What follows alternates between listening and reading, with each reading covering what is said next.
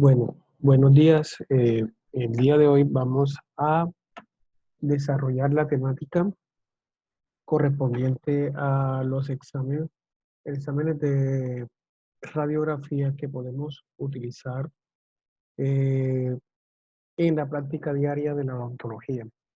En este momento vamos a desarrollar otro tipo de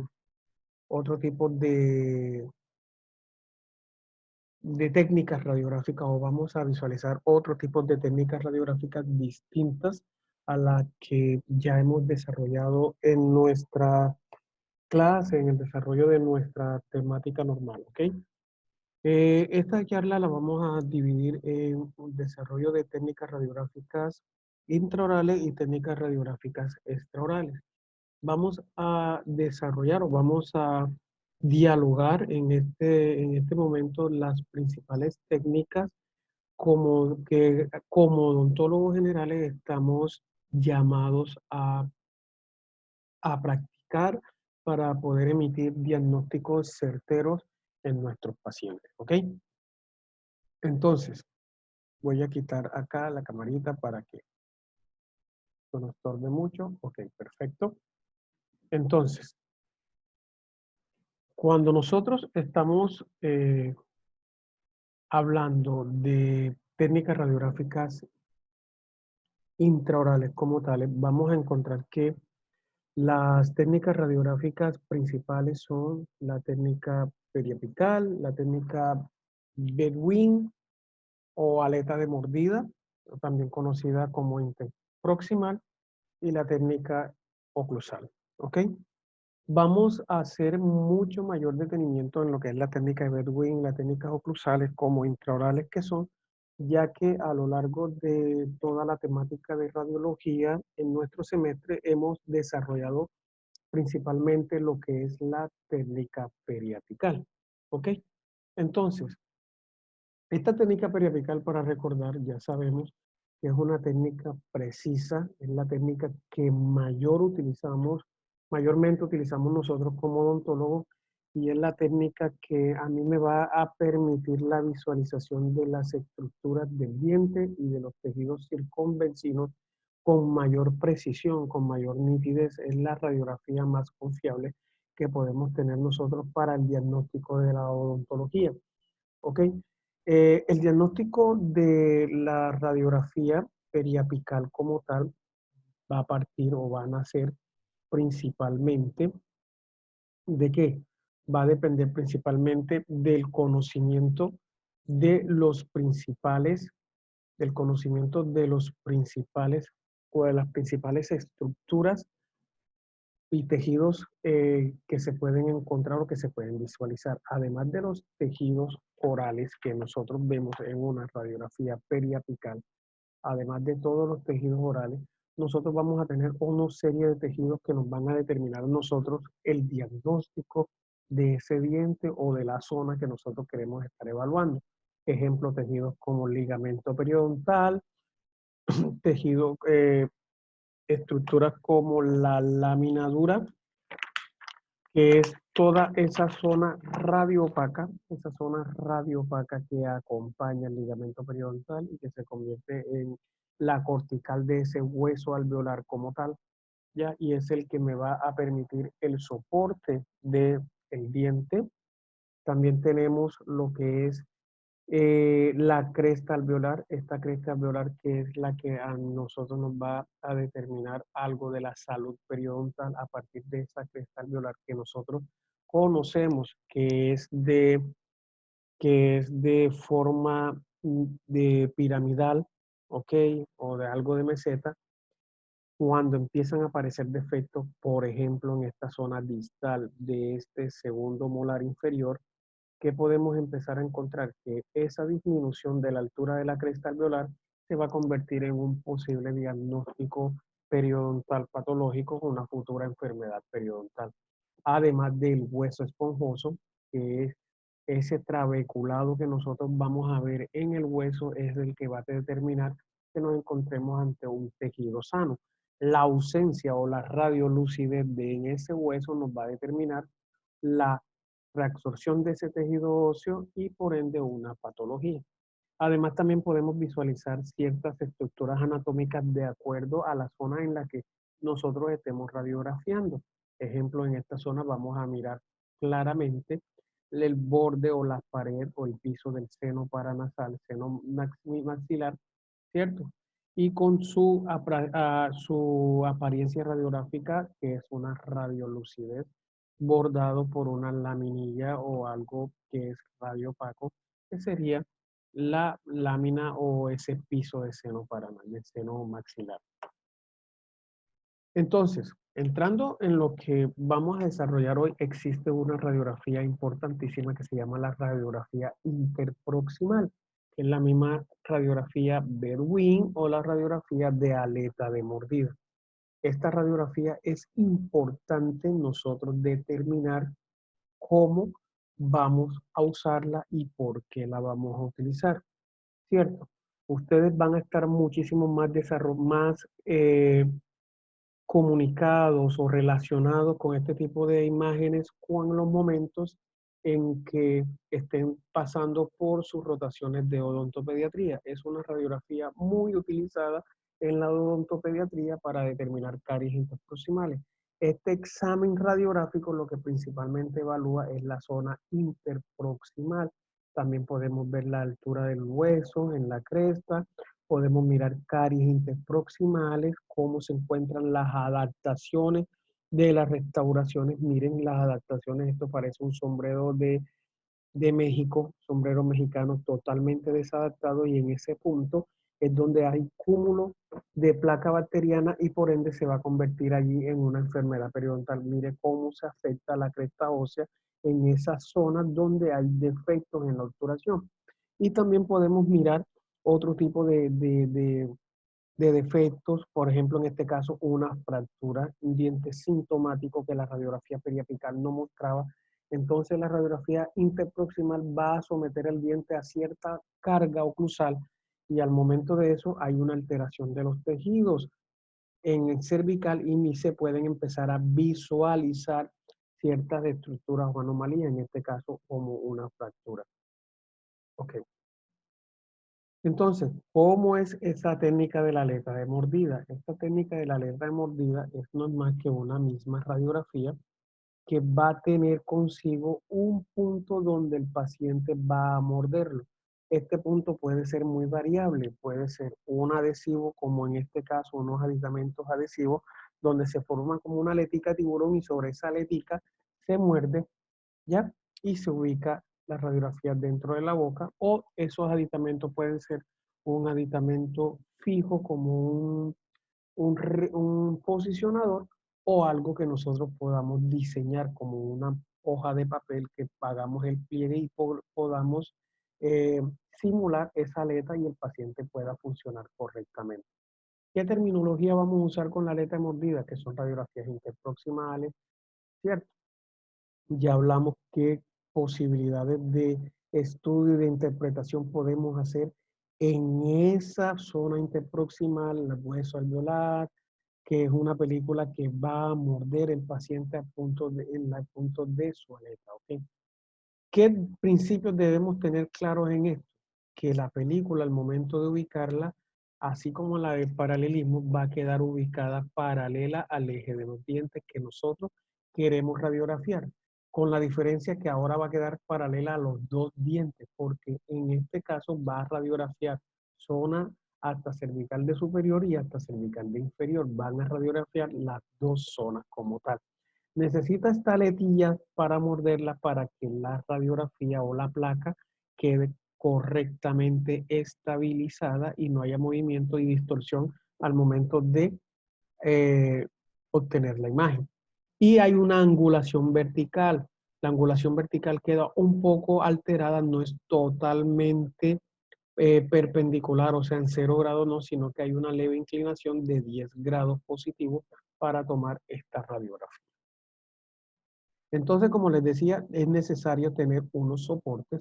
Ejemplo, este es un posicionador para poder hacer la radiografía de aleta de mordida. donde la plaquita radiográfica se coloca en esta pantalla y el paciente muerde sobre este bloque y queda ubicada correctamente la placa dentro de la boca. Y los mismos principios de la técnica del paralelismo, donde este vástago me va a dar la orientación o la dirección a la que yo voy a angular el cono del rayo X y sobre este aro va a descansar esa salida del cono como tal. Pero como a veces no tenemos estos posicionadores, podemos tener unos posicionadores más sencillos que cumplen con esas funciones o definitivamente, bueno, hay unas maneras de adquirir unos adhesivos, unas lengüetas que son adhesivas y se pegan a la radiografía, o lo más sencillo de hacer, perdón, lo más sencillo de hacer, no, bueno, ahora que lleguemos allá le muestro, es simularla con una hoja. Aquí recordando unos principios básicos de la radiografía que debemos tener en cuenta siempre. Por ejemplo, para la aleta de mordida, como vamos a hacer estudios de la, como lo que vamos a mirar es ¿cómo es? La parte cervical entre los dos dientes, tanto superior como inferior, vamos a tener muy en cuenta el plano cruzal. Ya ustedes recuerdan que ese plano cruzal va desde la comisura hasta el trago, ¿cierto? Y tenemos una línea media y una línea interpupilar, que esas líneas van a estar paralelas al piso en lo posible, ¿ok? Estas son las angulaciones, ya eso lo vimos, que las angulaciones en sentido vertical hacia arriba son angulaciones positivas para los dientes superiores y las de abajo son angulaciones negativas para los dientes inferiores. Pero ¿qué es lo importante acá? Que al momento de morder quede estabilizada la placa y el rayo X lo atraviese aproximadamente con 10 centímetros, perdón, con 10 grados de inclinación. Se prepara al paciente. ¿Cómo lo vamos a hacer? Preparamos al paciente, se le dice todo lo que se le va a hacer al paciente, mucho más a los niños, que esto es muy molestoso. Muchas veces el niño no se lo deja. Hay que ubicar correctamente al paciente, ajustarlo bien en la cabecera. Siempre utilizar el plomo. Esto lo vamos a ver en las últimas sesiones porque el plomo, ¿ok? El plomo es el metal que nos va a hacer la protección y la absorción de todas esas radiaciones que no la necesitamos en otro sitio. Y retirar todos los objetos que podamos tener en la boca que interfiera con la nitidez, con artefactos como piercing, todas esas cosas, ¿ok? Se prepara el equipo, ya ustedes saben con todos los factores que habíamos hablado, kilovoltaje, el amperaje, miliamperaje, el tiempo de exposición, pero ya sabemos que estos equipos radiográficos contemporáneos o modernos son ya de dosis ya especificadas en el momento de yo solamente decir qué paciente es y qué tipo de radiografía, inmediatamente me da la dosificación de todos estos factores. ¿Ok? Entonces, se recomienda que primero se tomen radiografías de aleta de mordida de la zona de premolares o la zona anterior que la de los molares, mucho más en los niños. La de los molares suele ser un poco molestosa y luego el paciente no permite que le vuelvan a tomar, ¿ok? Hay que tener en cuenta que el lado blanco, siempre el lado blanco es el lado que va a quedar expuesto o es el lado que va a quedar visible o de frente a la exposición de los rayos X como tales. Siempre es ese punto el que va a quedar expuesto a los rayos X, la parte blanca, la parte lisa, ¿ok? Se coloca en posición horizontal, siempre mirando la disposición de las caras oclusales, ¿ok? Y la película debe estar lo más centrada, tanto para arriba como para abajo, ¿ok? Que la misma dimensión quede para arriba que lo que quede para abajo y luego el paciente va a morder suavemente sobre esa lengüetilla que nosotros estamos fabricando. Mírenla cómo está allí. Una radiografía con un doblez de una hoja, un papel, listo, y creamos artesanalmente nuestra aleta de mordida. Miren que la dejamos totalmente centrada para que al momento de morder quede tanta radiografías tanto de arriba como de abajo en las mismas dimensiones. Simplemente le vamos a decir al paciente que muerda y allí queda ubicada la aleta de mordida. Ya saben, una inclinación aproximadamente de 10 grados. ¿Ok? Aquí está una radiografía para posteriores. ¿Ok? Para anteriores, miren la posición. En anteriores podríamos utilizarla de manera vertical, pero también de manera horizontal es la indicación, porque en manera vertical muchas veces ocasiona molestias innecesarias en el paciente. ¿Ok? En forma vertical, perdón. Miren la radiografía de un anterior, muerde la aletilla, la radiografía queda ubicada dentro de la boca y miren la angulación aproximada de 10 grados que está tomando este paciente. La otra radiografía que vamos a tener desde el punto de vista intraoral es la radiografía oclusal. ¿Qué debemos tener en cuenta con esta radiografía oclusal? En esta radiografía oclusal, principalmente vamos a buscar cosas que en una radiografía periapical se nos dificulta encontrar.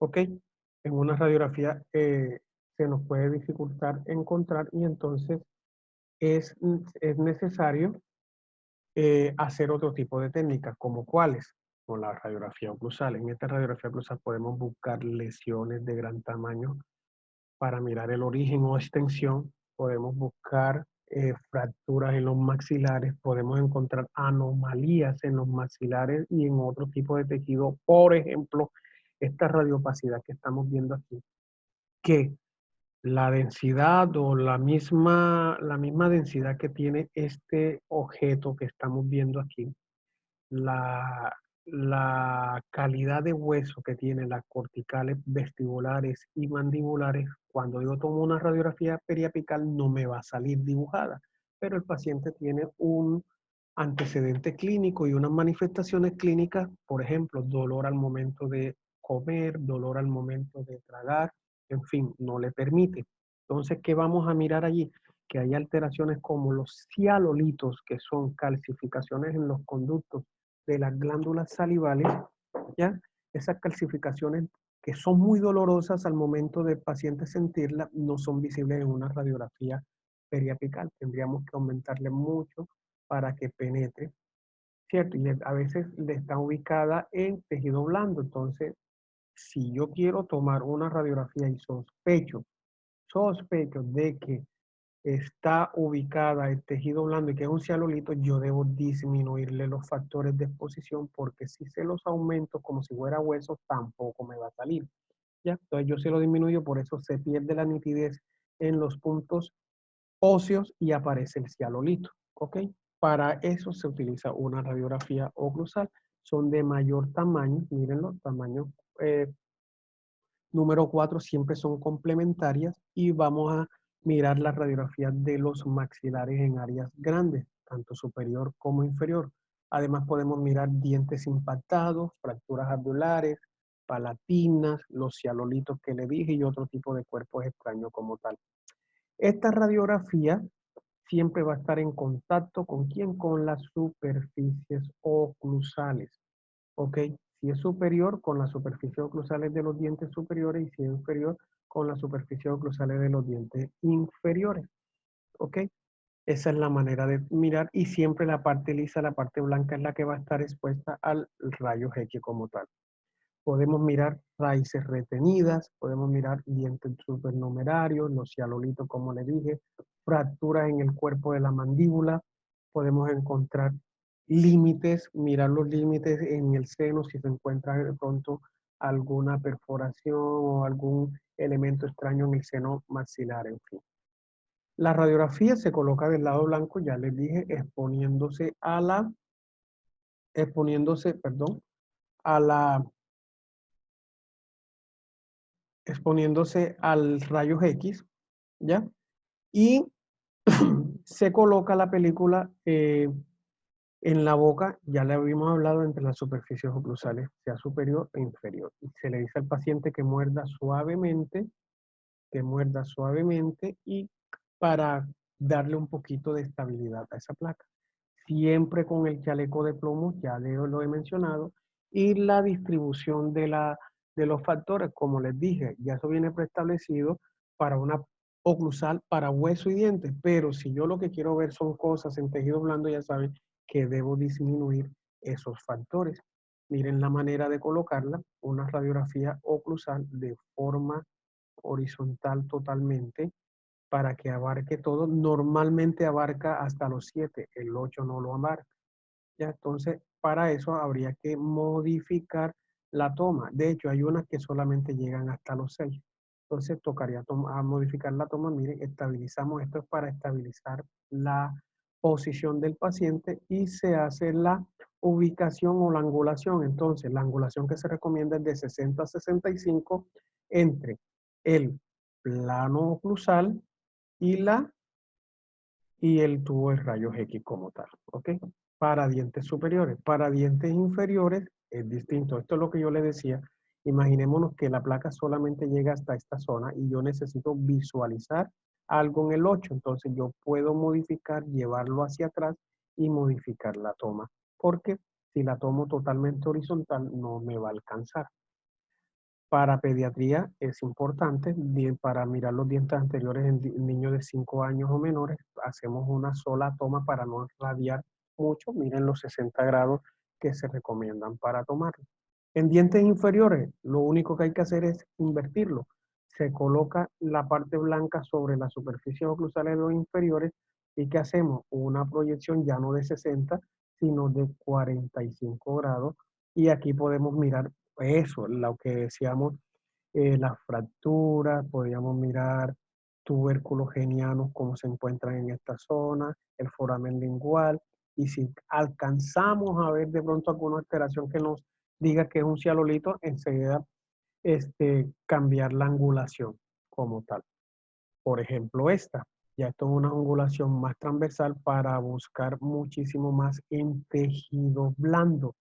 Ok, ya no de 45, sino de 90 grados, una angulación totalmente perpendicular para visualizar en tejido blando, por ejemplo, la toma esa para los cialulitos. Ok, en pediatría esta toma ya no sería tanto de 90, sino que con 55 podríamos utilizarla. Ok, esta es una radiografía que es muy útil, muy útil.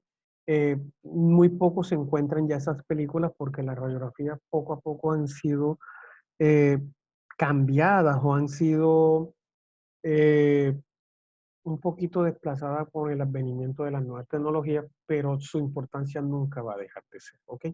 Eso con lo correspondiente a las radiografías intraorales. Cuando ya hacemos radiografías o técnicas extraorales, son radiografías que van a venir o van a ser tomadas donde el haz de rayos X va a atravesar la cabeza, va a atravesar las estructuras, pero el soporte o la película siempre van a estar por fuera de la boca, ¿ok? Entonces tenemos rápidamente proyecciones como la radiografía póstero anterior de cráneo. Miren la forma de tomar la película, la cabeza o la cara, perdón, va a descansar sobre la película o sobre el cassette donde está la película y la radiografía viene de atrás hacia adelante, ¿ok? De atrás hacia adelante. Entonces vamos a tener este tipo de visualizaciones donde lo que más vamos a encontrar más cerca es lo que está, lo que vamos a tener más frente a nuestros ojos es lo que estaba más cerca de la película. ¿Ok? Y entonces miren cómo la parte anterior va siendo proyectada correctamente en la película. Y tenemos la compartaria, que es la anteroposterior. Ya la anteroposterior no se tomaría de esta manera, sino que la película estuviera del lado posterior de la cabeza y la emisión de rayos X es del lado anterior. Y entonces, ¿qué vamos a encontrar? La imagen se va a visualizar en forma diversa, donde lo primero que vamos a encontrar lo más cerca es la parte posterior del cráneo. Estas dos radiografías principalmente las van a utilizar se van a utilizar en traumatología para mirar fracturas en traumas cráneoencefálicos severos, para buscar fracturas de todo este tipo de estructuras, como de huesos maxilares, como de septum nasal, como de hueso cigomático, como de los huesos frontales, del hueso occipital, e inclusive de las mandíbulas también, de los huesos temporales, en fin. ¿Listo? La radiografía lateral de cráneo es una radiografía de perfil, la vamos a tomar de lado, ¿ok? Obviamente el haz de rayos X la película está ubicada del lado derecho y el haz de rayos X atraviesa del lado izquierdo, o viceversa. Perdón, la película está ubicada del lado, sí, del lado derecho del lado izquierdo y el rayo atraviesa desde izquierda hacia la derecha, ¿ok? ¿Y qué observamos? Un corte sagital de la cabeza, un corte lateral. Esta radiografía, además también de mirar cómo está el cráneo, cómo están los huesos, es muy importante en crecimiento y desarrollo para evaluar cómo es los patrones de desarrollo y cómo son los patrones ortonáticos de esos pacientes. Esta radiografía la van a utilizar mucho aquel que le guste la ortodoncia y en odontopediatría también. A partir de ella se va a hacer el análisis de crecimiento con con un análisis radiográfico denominado,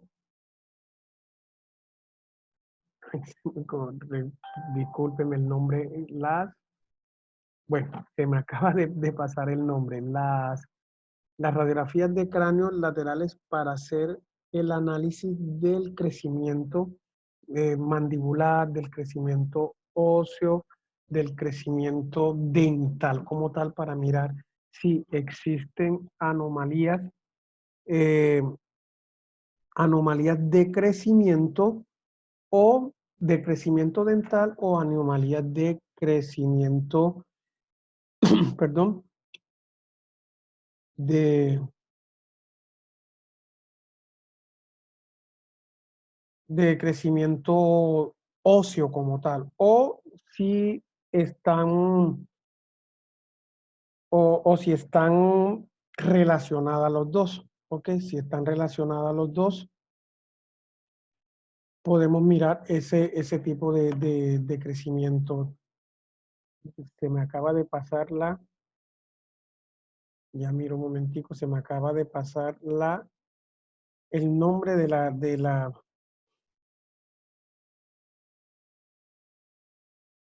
el nombre de la técnica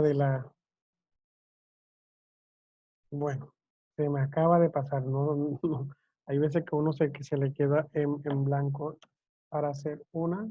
Bueno, ya voy recordando y yo les digo, se me acaba de pasar. Listo. Ahí está la radio. Otro tipo de radiografía que podemos utilizar que también puede salir es la radiografía de los senos paranasales, que vamos a encontrar en esa radiografía de senos paranasales. Vamos a averiguar cómo se encuentran los senos paranasales, cómo se encuentran de contenido, posiblemente pacientes que tienen sinusitis, cómo se encuentra el aspecto radiográfico y también en traumatología para mirar si encontramos alguna fractura de, los, de toda esta zona de los senos como tales, de los bordes de los de los senos, de las paredes de los senos como tales. Ya sabemos que muchas veces hay dolores odontogénicos que se originan en los senos paranasales como tal. ¿Ok? Digamos. La articulación temporomandibular también tiene una radiografía que podemos utilizar, aunque ya hay estudios muchísimos más específicos para evaluar una ATM, que es la radiografía. Ya nosotros vamos a irnos a una resonancia magnética o a una tomografía, dependiendo si lo queremos evaluar es tejido óseo tejido, o tejido blando. ¿Ok?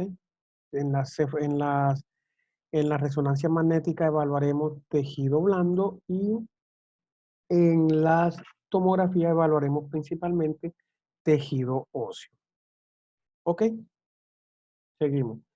Y una radiografía muy importante para nosotros, la evaluación como odontólogos y que es extraoral y que que la vamos a, a utilizar mucho en la radiografía panorámica. Ojo, ¿de dónde viene el nombre? Panorámica es eso, pano, un panorama como tal, un panorama como tal. ¿Ok? ¿Por qué quiero hacer énfasis en esto? Porque el odontólogo comete el error de realizar la mayoría de los diagnósticos con una radiografía panorámica. La radiografía panorámica es la radiografía con la que debemos iniciar, con la que debemos hacer visualizaciones generales. Es un panorama, perdón, es un panorama, ¿ya? Y es un panorama que nos va a dar es precisamente una información general, que nos da una información de general del estado de la boca del paciente. Me dicen cómo están los dientes, cómo está la arcada, si hay dientes supernumerarios, si no hay dientes supernumerarios, eh, pero nunca puedo hacer diagnósticos precisos como por ejemplo los endodónticos. Si yo veo la radiografía panorámica como esta, yo puedo decir que aquí hay una lesión, pero resulta que no es una lesión. Debo saber interpretar si esto es una lesión o no es una lesión, si esto es una lesión o no es una lesión.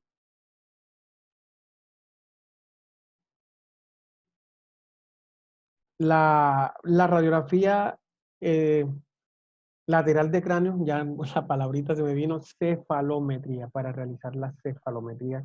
A veces a uno se le va la liebre allí, ¿ok? Entonces, bueno, las panorámicas, ¿qué son? Ya les dije que son radiografías que nos van a dar un panorama y miren, son radiografías bidimensionales, solo dos dimensiones. Todas estas radiografías que nosotros hemos visto son dos dimensiones, nada más me pueden dar alto y ancho, pero no me pueden dar profundidad, solo son bidimensional, por eso se llaman ortorradiales, se llaman radiografías planas, ¿ok? Que capturan imágenes de la estructura del rostro del paciente en una sola toma, donde es posible obtener visiones detalladas, ¿ok? De un conjunto de cosas, ¿ok? Muestra estructura ósea, como los maxilares, la articulación temporomandibular y el hueso. Algunos rasgos de tejido blando también se pueden mirar, pero no son puntos para diagnosticar plenamente. Eh, se puede mirar para mirar, se puede utilizar para mirar un panorama de cómo se encuentra la salud oral de ese paciente. Pero, por ejemplo, si yo encuentro caries y quiero mirar cómo está esa caries desde el punto de vista del compromiso endodóntico, pulpar y periapical, debería tomar entonces en ese diente que estoy detectando una radiografía eh, periapical, que son mucho más. Esta radiografía panorámica es una radiografía llena de errores. Es una radiografía, me devuelvo un momentico, miren la que es una radiografía llena de sombras, una radiografía llena de superposiciones de imágenes y superposiciones de estructuras. Por eso no son confiables al momento de determinar y de asimilar un diagnóstico como tal. ¿Cómo se realiza? Se realiza se toma el paciente y se estabiliza en la radio, en el equipo panorámico como tal, donde se estabiliza la cabeza y se estabiliza la mordida, y luego se lanza el rayo X que va a dar un círculo, un medio círculo de 180 grados. ¿De dónde? Va a partir, imaginémonos, aparte de aquí, desde acá, el equipo está acá y da una vuelta completa. Mientras el equipo da dando la vuelta por detrás de la cabeza del sensor, el rayo X va dando la vuelta por delante. Solamente son 180 grados, ¿ok? Donde va emitiendo su radiación. No da un giro completo de 360 grados. Y obtenemos, algunos autores académicamente han dicho, que es como si tuviéramos una radiografía de perfil izquierdo, una radiografía frontal y otra radiografía de perfil derecho y las unimos, ¿ya? Y a partir de allí van a aparecer una serie de imágenes que nosotros vamos a necesitar aprender a interpretar. Las radiografías siempre van a venir señaladas cuál es el lado izquierdo, cuál es el lado derecho, en inglés left izquierdo, right derecho, para nosotros podernos ubicar como tal. Vamos a ver dientes, vamos a ver tejido óseo, vamos a ver eh, cavidades y todo el tipo de estructura del sistema estomatognático como tal, ¿ok? Además de unas estructuras vecinas como las vértebras, en fin. Listo. Esa misma visualización que hace el equipo de rayos X, que va de 180 grados, nos va a determinar tres tipos de imágenes. La primera imagen es una imagen primaria, una imagen secundaria y una imagen fantasma. La imagen primaria, ¿qué es? Es la imagen que se da de aquellas estructuras que el rayo X las alcanza una sola vez. El rayo X pasa sobre ellas solo una vez. ¿Ok? Solo una vez y entonces quedan plasmadas una sola vez. Ejemplo, los cornetes, los senos paranasales, los dientes, ¿ok? El cuerpo de la mandíbula, los cóndilos, los huesos cigomáticos como tales, ¿ya? Son estructuras que a pesar de que hay derecha e izquierda, son estructuras diferentes, ¿ok? Eso se llama estructuras primarias, perdón, imágenes primarias. Las imágenes secundarias, ¿qué son? Son esas imágenes que a pesar de que son una sola, en el cuerpo aparecen duplicadas en una radiografía. Ejemplo, el hueso hioides que tenemos por aquí, ¿ya? El hueso hioides, nosotros tenemos un solo hueso hioides, pero la radiografía lo atraviesa dos veces. Cuando lanza el rayo desde el lado derecho al izquierdo y cuando lo lanza desde el lado izquierdo al derecho. ¿Ok? ¿Qué otro tenemos? El paladar. Este es el paladar. Aparecería como si tuviéramos dos paladares y no es uno solo, sino que lo toma de derecha a izquierda y viceversa. ¿Qué otro tenemos? Las cervicales, las, las vértebras cervicales. Vamos, acá se ven mucho más en esta radiografía que está acá al principio. Discúlpenme, me devuelvo. Las vértebras cervicales, mírenla dónde está. La columna apareciera como si tuviéramos una columna izquierda y una columna derecha. Este hueso de aquí donde está. Y resulta que no, es una sola columna y aparece radiografiada dos veces como tal. Esas entonces se llaman como imágenes secundarias. Imágenes que solo el rayo X las pasa dos veces, aunque sean una sola vez, una sola desde el punto de vista anatómico. Y tenemos imágenes fantasmas. Estas imágenes son imágenes que no hacen parte de la estructura del sistema estomatognático o de lo que nosotros estamos tratando de radiografiar. Ejemplo, miren todas estas líneas, de todos estos destellos de luz que salen. Esos son errores de la radiografía, ¿ok? Son, por ejemplo, si el paciente tuviese aquí al nivel de las orejas, tuviera un arete, salen destellos, artefactos, ruido en la radiografía que van a dañar la nitidez, van a dañar el contraste y por ende nos van a dañar el diagnóstico radiográfico. ¿Ok? Entonces eso se llama imagen fantasma. Y también tenemos las imágenes que son propias del aparato. Aquí podemos, por ejemplo, aquí podemos ver el bloque de mordida. Eso no hace parte de la boca. Es el bloque de mordida donde el paciente muerde para estabilizar. Muchas veces aparece aquí la parte donde está el mentón descansando. Muchas veces aparecen las ojivas dentro de los conductos auditivos que son las que estabilizan la boca. Eso se llaman imágenes propias del aparato como tal. ¿Ok? Imágenes propias del aparato como tal. Aquí donde está aquí. Lo que está diciendo. Listo. Entonces, la interpretación radiográfica, nosotros debemos tener claro primero cuáles son las estructuras que normalmente aparecen en esa interpretación radiográfica. ¿Ok? Hay muchas maneras de interpretarla, perdón, hay muchas maneras de mirarla. Lo recomendable es primero esquematizarla y luego traspolar toda esa esquematización a las radiografías como tales. Estos calcos son muy útiles al momento de nosotros radiografiar, ¿ya? A nosotros podemos interpretar. Miren, por ejemplo, estos calcos y que nos dan cuestiones muy muy didáctica para aprenderlo. Por ejemplo, los senos maxilares, ya catalogada con el número 1. Aquí tenemos los senos maxilares. Tenemos la fisura pterigomandibular, acá donde la tenemos, la lámina del pterigoide. entonces la hablaba con la clave 3 y así sucesivamente. Este es un esquema que yo se los voy a dejar colgado con las diapositivas esta y el video como tal en la presentación, en la,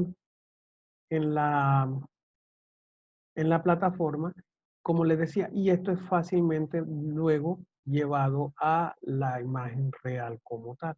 Tenemos el septum o tabique nasal, los cornetes, que los vamos a ver de manera radio opaca.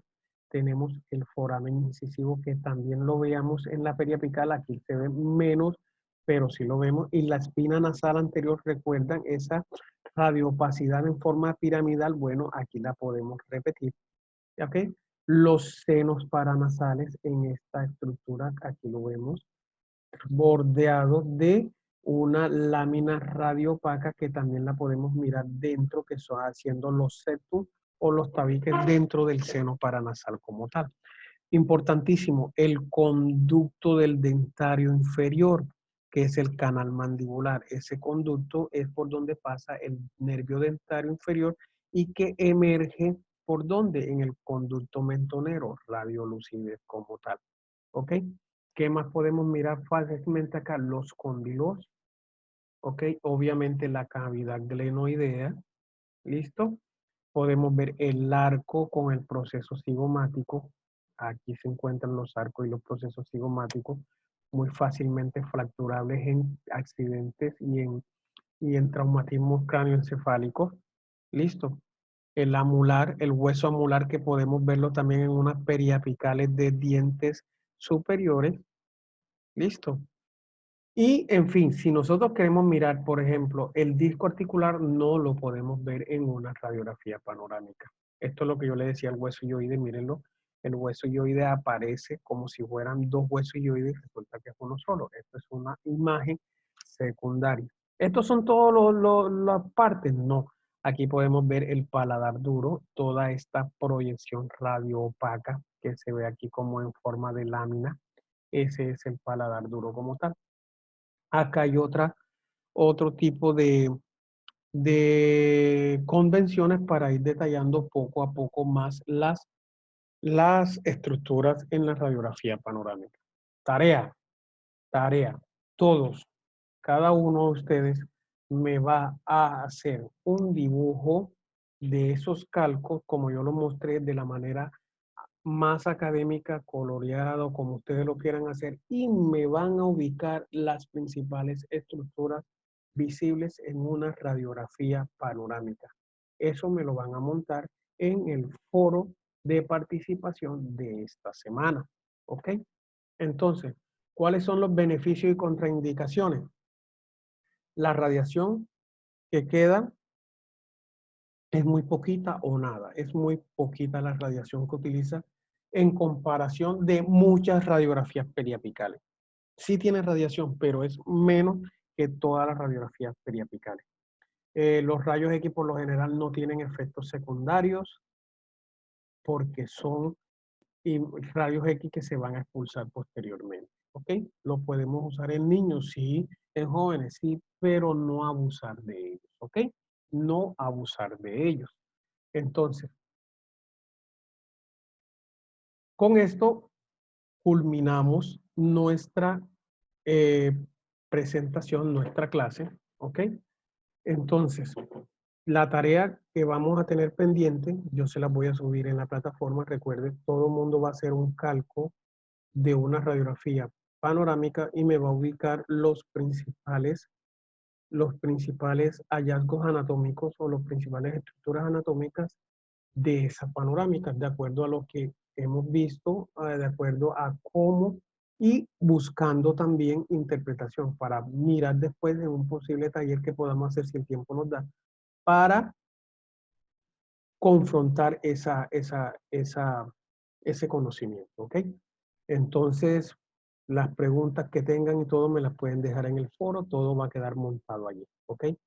Entonces, muchas gracias por su atención y espero que este video haya sido de su gusto y que sea de bastante provecho para ustedes. ¿Ok? Saludos.